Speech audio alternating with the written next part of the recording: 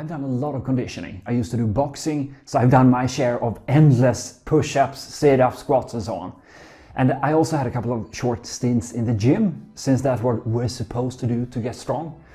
And I almost died of boredom. And I also racked up a couple of injuries that still plague me today.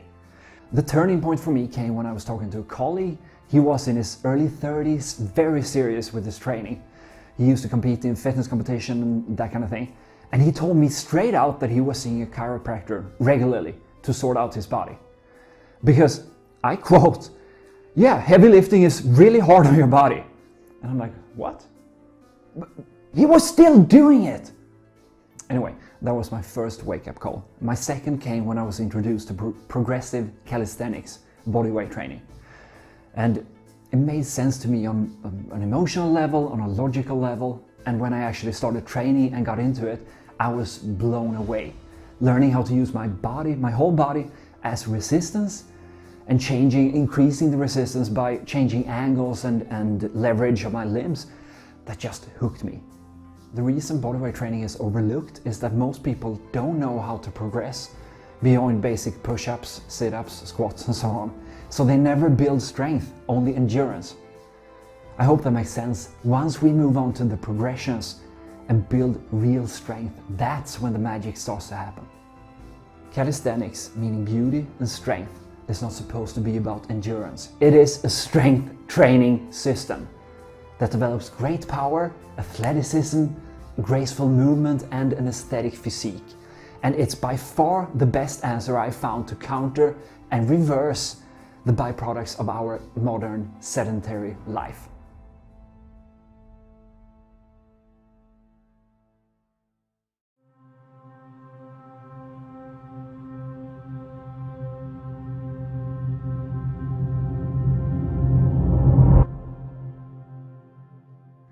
Muscles are the engine of the body. It's really the foundation for building a good physique and good health and longevity. Strength is not the only thing we need, but it's the obvious starting point. So, do we need weights to build high levels of strength and muscle mass? No, absolutely not. We can build an exceptional physique and very high levels of strength using our body weight only, if we know what we're doing. Unless you're an athlete working specific skills for a sport where every percentage matters, or you're doing some kind of rehab from injury, you have no business being in the gym lifting weights. It's really rough on the joints, case closed.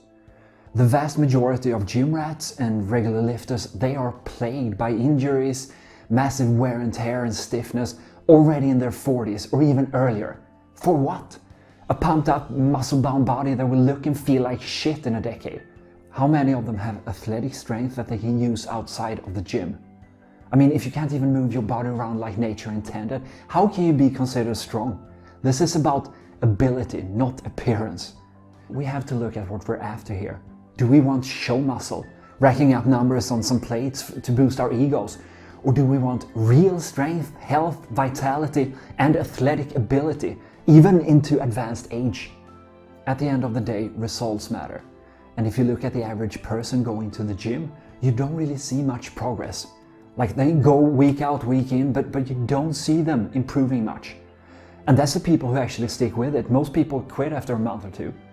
And to be honest, who's got time to pack their bags, go to the gym, change, then go out and find that the equipment you want to use is being used by someone else? And then finally, after a lot of wasted time, you get to do your bicep curls or bench press, those isolated movements that are a complete waste of time. I mean, we are complex movers. We crave movement complexity. So those isolated movements, they don't cut it.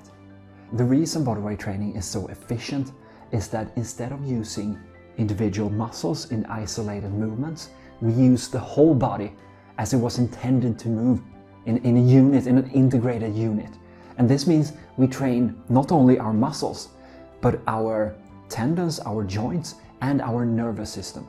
It's actually our nervous system that causes our muscles to fire. So muscles alone will only take us so far. A well-developed nervous system is crucial to build real power and real strength. So instead of wearing down our body over time, we become more powerful and stronger over time. into advanced age.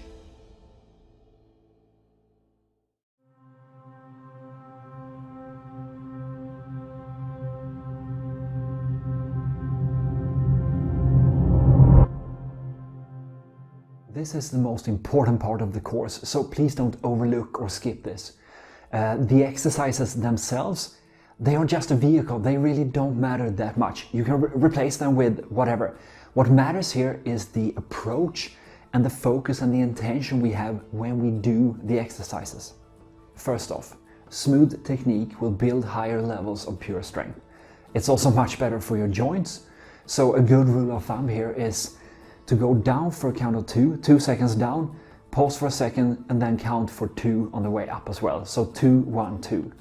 And I would recommend starting out with doing 3 sets of an exercise with between 10 and 20 repetitions. Don't train to failure. Don't do these exercises until you can't get up anymore. Leave a little bit of gas in the tank. And later on, when you get used to it, you can start experimenting with the speed, with the rhythm. You can start doing really slow repetitions and also increase the speed and play around with that for more variety. But as for starting out, 2, 1, 2 and 3 times 10 or 3 times 15 or 3 times 20 repetitions is a very good kind of starting template. Secondly, focus on posture and movement quality.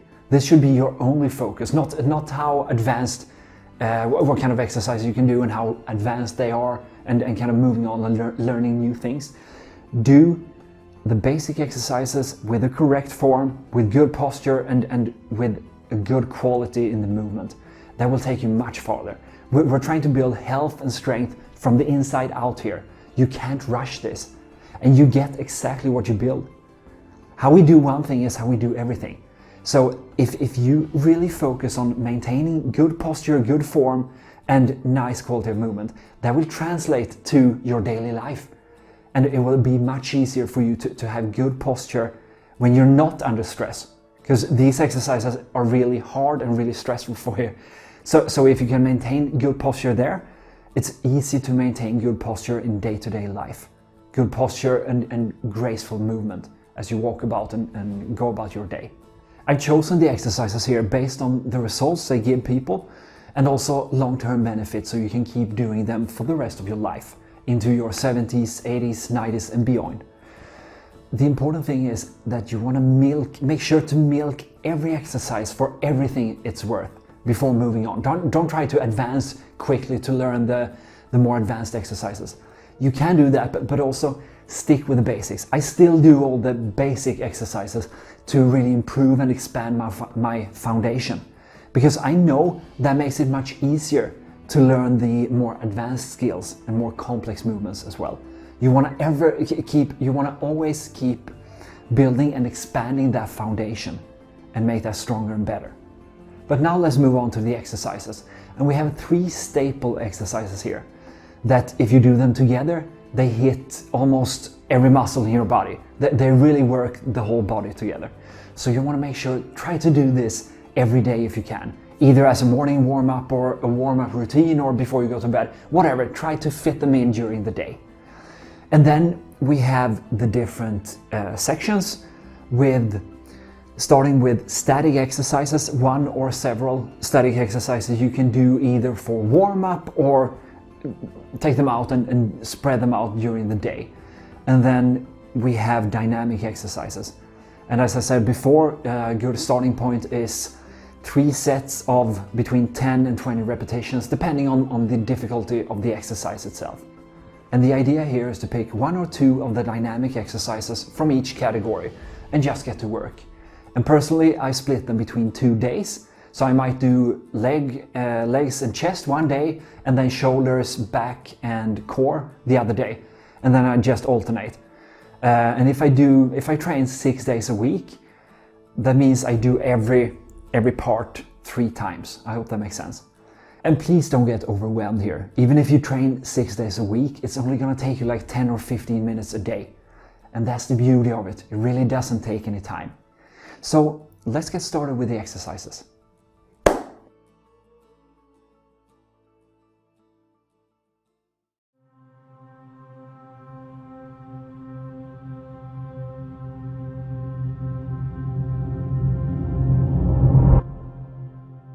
We're gonna start out with 3 staple exercises, and if you take away nothing else from this whole course, just take these exercises and run with them. Implement them and use them in your life and milk them for everything you can. If you use these together, you're gonna work the whole body and you can build very high levels of strength, endurance and mobility with just these alone. So either use them as a warm-up before you exercise, you can include them in your morning routine, or just use them throughout the day. But make sure to do these every day. Hindu push-ups are amazing for the spine. They're really good for hip mobility and for building strength and endurance over the whole front of your body. So in the starting position here, you want to lower your chest to the floor and feel a stretch in the back of your legs. And then when you start the actual movement, you lead with your head down and then forward along the floor.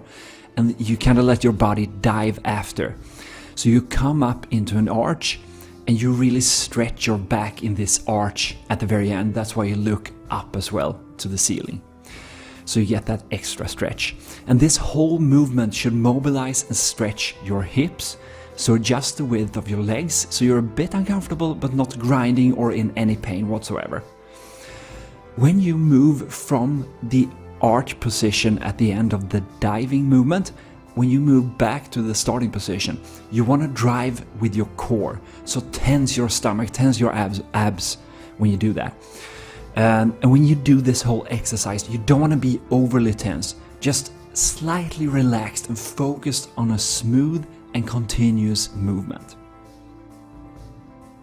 Hindu squats are really good for your knees, balance, and for your feet and toe strength and mobility, and general leg and core strength and endurance.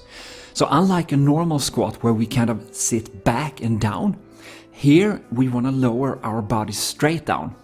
So you will have to go up on your toes so you can move your legs forward and keep your back vertical. And again, try to be relaxed, move smoothly and continuously, and just keep your balance. Bridging is something everybody should be doing daily. It has so many benefits for the spine and the whole backside of your body, which is normally very underdeveloped in most people. In this video I'm bridging on my head, and that's going to develop my neck as well. If you want to, you can also support yourself with your hands if you have trouble getting up or maintaining the bridge on your head alone.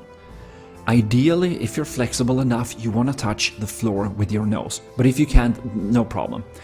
Depending on your length and your body composition, you will find it easier or harder to have your feet either flat on the ground or go up on your toes as I do in the video. And you have to experiment here to find the position that stretches out and elongates your spine the most. And just hold this position until you get tired. Usually you will tire in your lower back first. If you have a slight discomfort here, that's okay, but if you feel any pain, just dial back and don't stretch out as hard.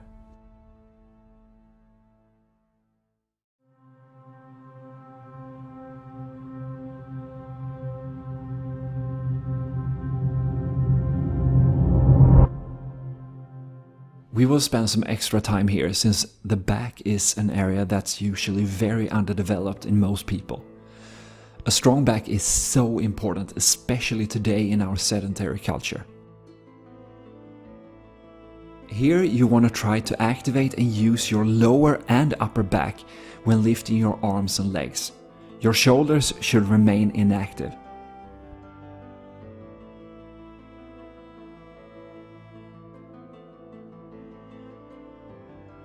Press your hips up using your whole back and your glutes. Drive from your arms and pull your shoulder blades together and let your head drop down. Your fingers can point either forward or backward depending on what feels better for you.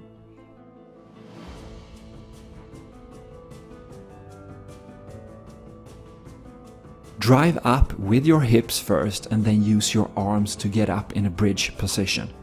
Hold it and focus on arching your back as much as possible, driving your hips higher. If you can't get into a bridge yet, don't worry, you will build up to that with the upcoming progressions.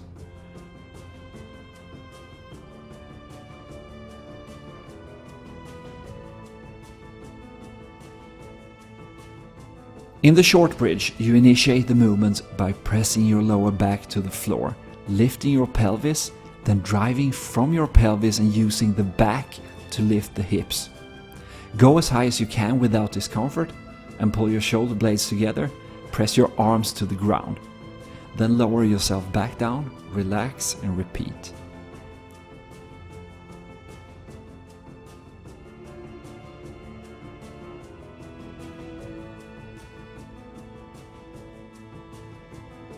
This is the dynamic version of the static straight bridge.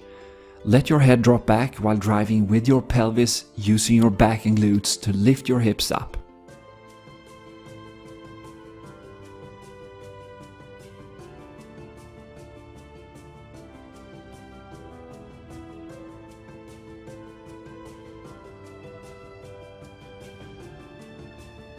Here is the dynamic version of the static bridge. Drive with your pelvis and use your glutes and lower back to lift your hips, and then engage your arms to lift your upper body into a bridge position. Pause for a second, then lower your upper body using your arms while tucking your head in, and then lower your hips. Relax and repeat.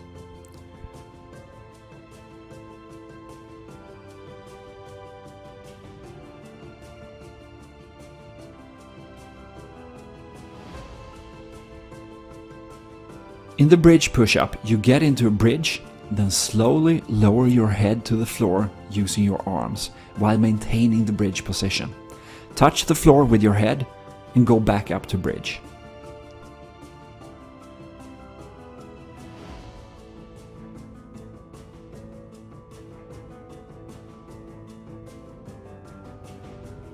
This exercise is great for developing spine strength and stability. Get into a bridge position and place your hands slightly wider than normal for better balance. Then smoothly lift one hand off the floor and touch your leg on the same side. Go back, place it on the floor and lift your other hand, touching your leg. Repeat until you can't do this smoothly and controlled anymore.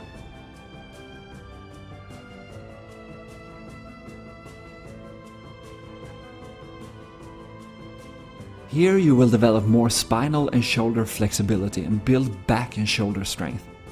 Get into a bridge position with your feet elevated. Lower your head to the ground and press yourself back up to a bridge position. Here you want to extend your chest forward as much as you're comfortable. Then repeat until this doesn't feel smooth and controlled anymore.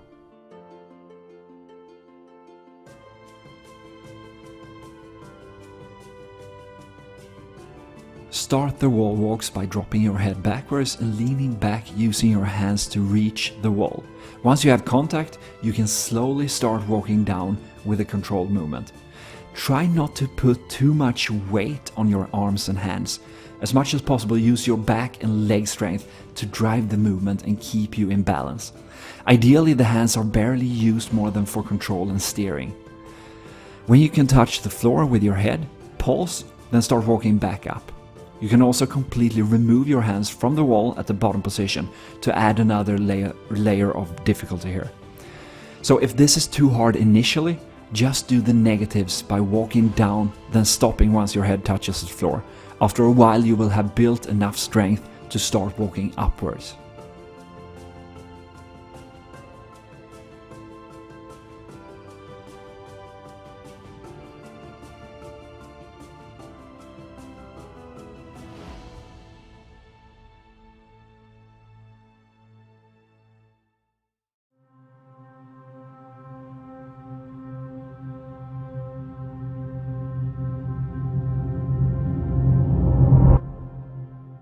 Here we have a number of pressing progressions that will build your chest, arms, core and even your legs.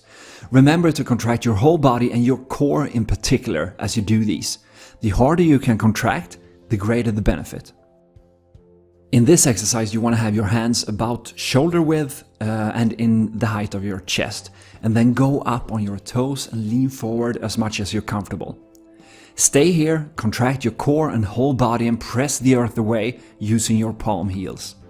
If you lack wrist flexibility, you can turn your hands out or backwards so you can press with the palm heels. Stay here for as long as you can. In the half push-up, keep your hands shoulder wide and keep your body as straight as you can. Contract and go down halfway to the floor. and pause for a second before going back up, and repeat.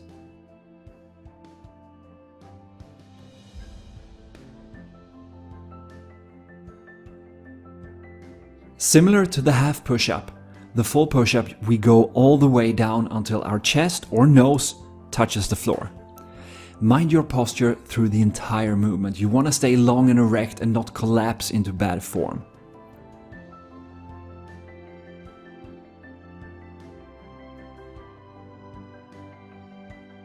In the close push-up, you place your hands very close to the body, but still the same height around the chest area as we did in the normal push-up.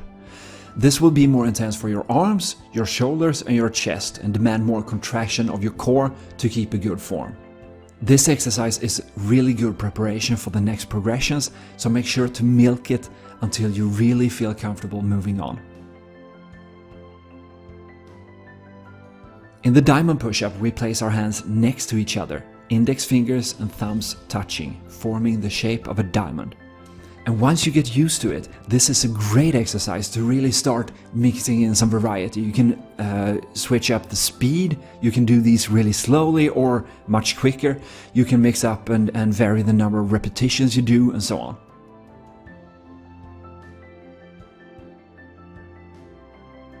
In our final chest exercise, we move our hands down near our waist.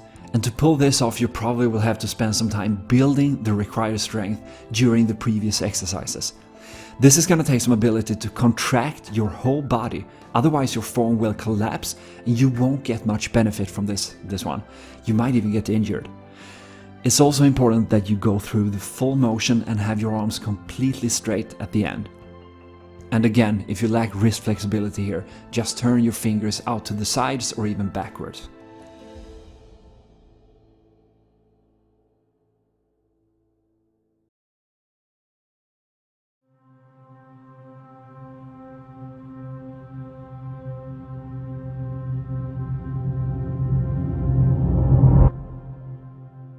These progressions will build your whole legs, both the front and the back, and you'll also develop core strength and balance. In the wall sit, you want to keep your spine straight by pressing your lower back to the wall. Not going past a 90-degree angle, by actively tensing your thighs and pressing yourself up will make this exercise harder. In the half squat, we sit down and back, similar to sitting down in a chair. Stop at a 90-degree angle, pause for a second and go back up.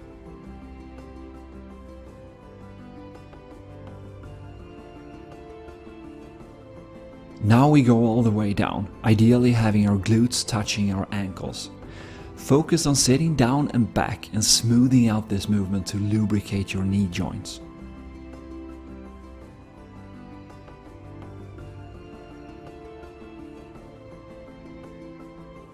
This variant hits our legs a bit differently. It also works our core, our back and balance much harder.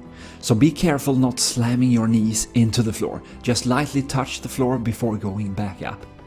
It's easier to touch the floor with the whole shin at first and then progress into just using your knee while keeping the shin elevated. Try to maintain a straight back and not lean forward too much if you can. This will help work your lower back much better. The pistol or the one-leg squat requires both strength, balance and flexibility. And you will probably have to take a lot of time with the earlier exercises before you can progress into this one. Starting with the half pistol, we go down to a 90-degree angle and then move back up. It will be easier to keep your balance if you extend your arms in front of you. Focus on a smooth, controlled movement all the way. And if you're too tired to do it slowly, it's better to rest and return to it later. The full pistol will be hard until you have the flexibility to extend your leg while sitting down. Go slowly here, don't bounce up, but pause at the bottom so you don't ride on any momentum up, as that won't give you as much benefit. It can also be a bit dangerous for your knee health long term. To progress here, you can start doing negatives only and the positives only, so you either start from the top and only focus on the down movement, going down as far as you can. And in the same way you can start at the bottom and only focus on getting up as far as you can. You can also use a chair or something else to hold onto while learning this movement. It will really help to get into it.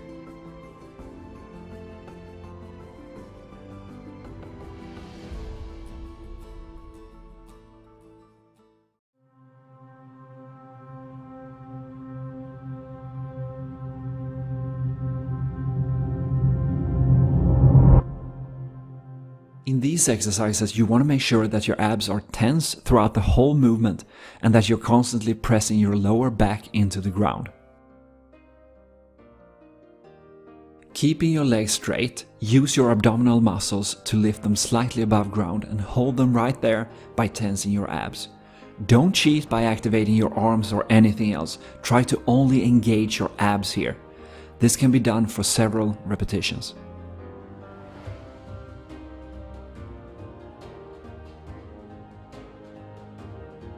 Here we simply focus on using our abs to lift our legs to a 90-degree angle, but the legs themselves can be bent to make this exercise a bit easier.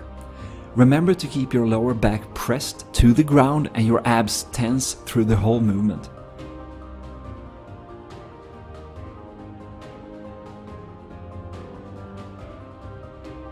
This is pretty much the same as before, but we make it slightly harder by keeping our legs straight and lifting them slightly past the 90-degree angle.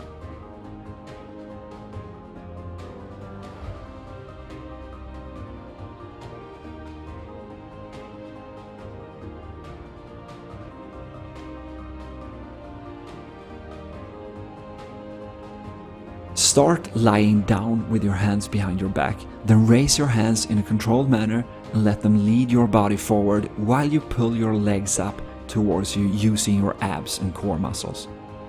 Pause for a second, holding your abs tense, then go back to your original position smoothly.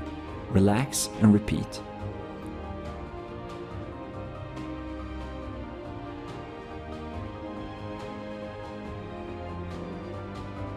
In our final progression, we keep our legs straight all the way up and touch our feet with our fingers in the top position. This will most likely take some practice to get the balance right, but try not to cheat and use momentum here, on the way up or the way down. Maintain a steady, controlled motion all the way for maximum benefit.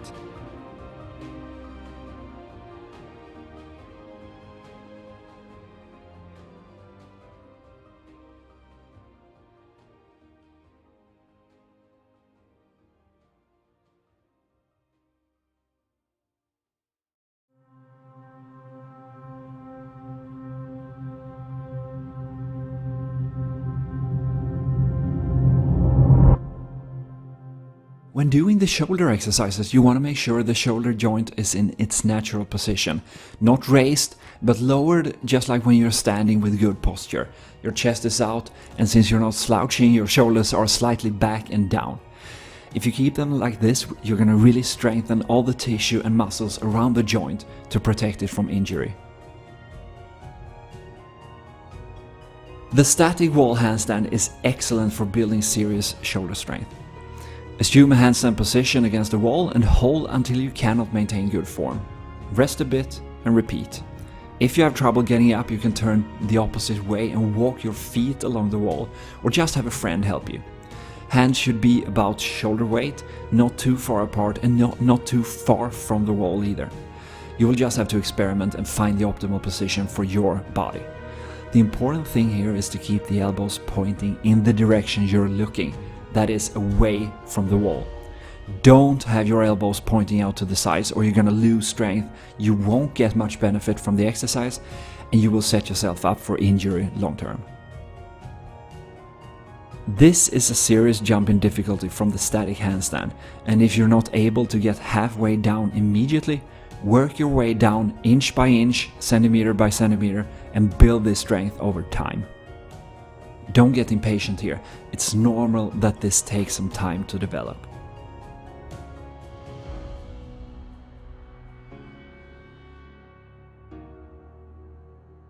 Here we go all the way down, touching the floor with our head. Just like with the previous exercise, you might have to work your way down by lowering yourself further and further every time you do this exercise. Don't rush it. It's better to only go halfway or 3/4 with a smooth, controlled movement than rushing it and getting injured.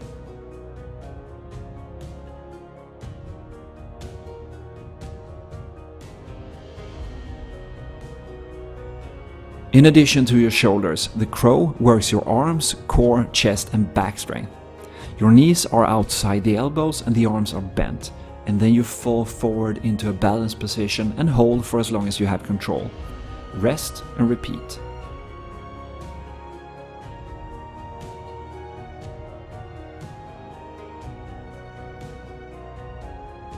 In this progression we place our knees directly on our elbows or arms, making it a bit more demanding, both strength-wise and balance-wise.